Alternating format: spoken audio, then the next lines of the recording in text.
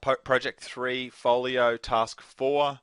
This is the final video, the final part for the uniform costing spreadsheet. Scrolling down, we're now going to create the chart. Create a chart showing the cost and budgeted amount for each uniform item in accordance with the Style Guide extract for spreadsheets. So we need to create a chart. First thing to note here is that you are not told what chart to create. You are not told what chart to create. Okay.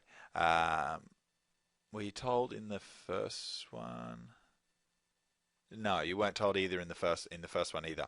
So you have to make a judgment on what chart is going to best represent or best show the budgeted amounts versus the actual amounts, or the cost, showing the cost and budgeted amounts for each uniform item. So we're going to be displaying the items in this row, in row E and row F. Okay, in row E and row F. So we've got to figure out, or we're going to look at, what is the best type of chart. First thing I'm going to do is I'm actually just going to create a chart and put in the data, and then I'm going to look at what different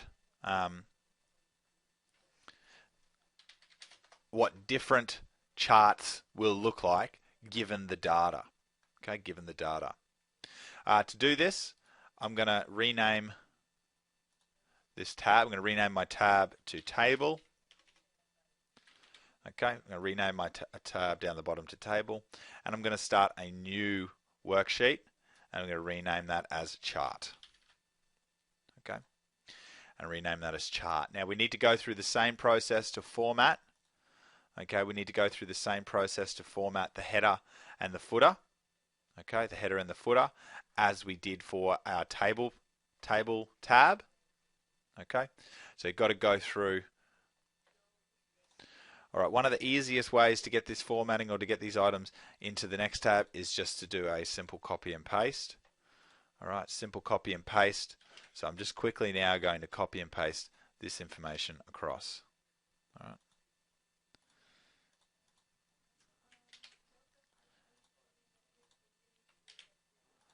Okay, you've got to insert the picture manually. You've got to insert the picture. Okay, got to insert that picture. So if I click off, you'll see that the picture's been inserted. And then down the bottom, it was the file name, which is easy. You just click on that one, file name, page number, and then your initials. Okay. You do have to go ahead. And change the fonts on all those. So according to our style guide, it was Arial, size 8, and italics. Okay, so going ahead and changing that to Arial, size 8, italics. I'm just going to quickly go through this because we have already covered this. But it's just good to see it again and to see what it should look like. You'll notice that a hash is appearing there in page numbers. I believe that's because we haven't got any data in there. Yeah. So it hadn't actually didn't know what page number this was because we hadn't inserted any data yet. Arial, italics. This one was Arial Black 14. Arial Black 14. Oops, wrong way. 14. And we changed the picture down to 20%, keeping the aspect ratio locked. Okay. Also going to change the page layout to landscape. Okay, change it to landscape because that is what the style guide extract said our page orientation needed to be. Okay, landscape page orientation to be used. All right, so those are just the very simple beginnings before we start to actually put in and create our chart. So just preparing that spreadsheet, preparing that tab, ready to insert the chart. All right, with this all finished, with this sheet all ready to go, we can insert a chart. Insert, and we can just start off with, I'm just going to start off, I'll start off with a bar chart. Okay. Just a normal 2D column chart. All right. Once we actually put in the data, there's a really nifty function here called change chart type. So once we actually put the data in, we can then look at what that data will look like or would look like if we decided to change and use a different chart. But we just got to begin. We just got to start off by putting in the data. So same process as we've done before to insert the data. We go to select data and we're going to get a pop-up box. Now, even though the data is in a different tab, that does not matter. Okay? You do not have to go and copy and paste this data into this sheet here. You do not have to do that. You merely just click on the word table down the bottom. You click onto that tab and you begin to reference from here. Okay, you begin to reference from here. So let's add in. Oh, that's chart data. Okay, that's. There we go. Okay.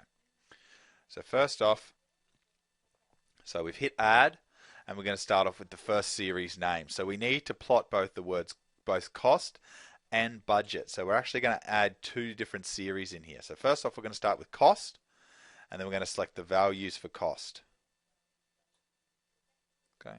So cost and select the values for cost and press OK. And you'll see that that data then appears on the chart. All right. We're now going to add another one.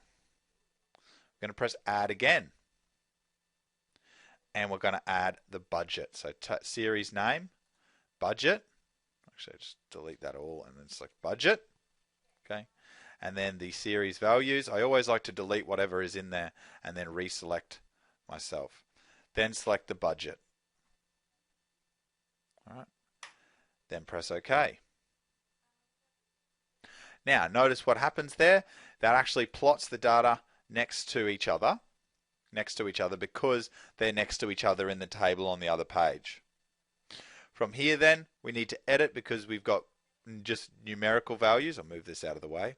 We just have numerical values down the bottom here. That doesn't really mean anything until we give it a label, okay, or a name. So edit the horizontal axes, the categories, and we actually select the label, okay, the label range, and that of course is the different types here. Okay, we press OK. All right, and from there then you can see that it adds the names, it adds each name to the chart. All right, then press OK. We've now inserted the data. We've now inserted the data into our table. The chart is not complete, okay, in that we don't know if this is the chart that we're going to use yet. And we also don't have a title or any labels. Okay, there's no labels on either of the axes or a legend. Okay, we don't have a legend either. So we're not quite finished yet, but we will be in a... Let's add a chart title now. Let's add a chart title. So clicking on the outside of the chart, just a little bit. By clicking on the outside of the chart, we go into design, and add chart elements. So different elements within the chart, we want to add some. So first one we'll do is chart title. So we can do it above the chart or centered overlay. What's centered overlay? I don't mind. I think I might go and experiment and have a look at the, definitely do chart title above chart. Okay, and then from here we need to add an appropriate title. All right, from here we need to add an appropriate title. So you can add uniform. It could be uniform costing versus uniform costing or uniform costing. Cost versus budget. Okay, so that gives us, so that then tells us exactly what we have here. Well, this is for the uniform costing and we've got the cost versus the budget. Okay, pretty simple, rather simple and easy to understand there by putting that in. Next, we need to put in our axes labels. Okay, our axes labels, design, insert chart elements, and we can put in our horizontal and our vertical chart labels. The horizontal axes will be uniform items, and our our vertical will be the word cost with a $sign. Okay, or actually we can just put cost, and then I'm going to add $signs to the actual axes. So by double clicking, yep, by double clicking on the axes, I can actually add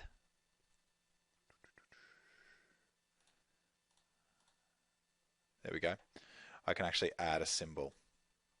Okay, I can add $sign to that.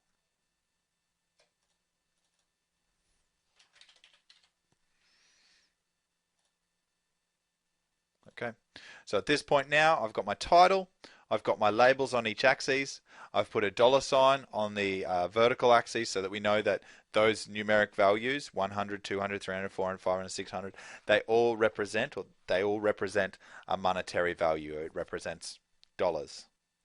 Okay. The last element to add, the very, very last element to add is a legend. Whoops. Is a legend.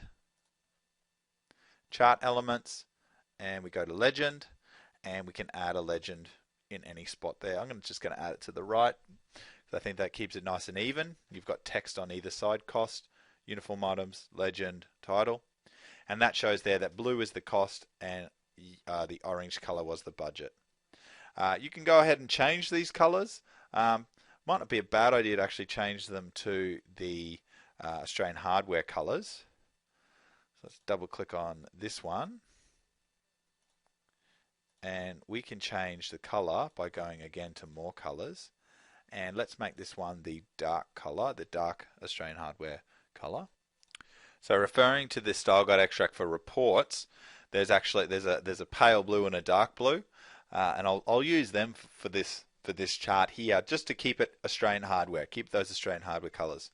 So 165.97. 165 and 97. Press OK.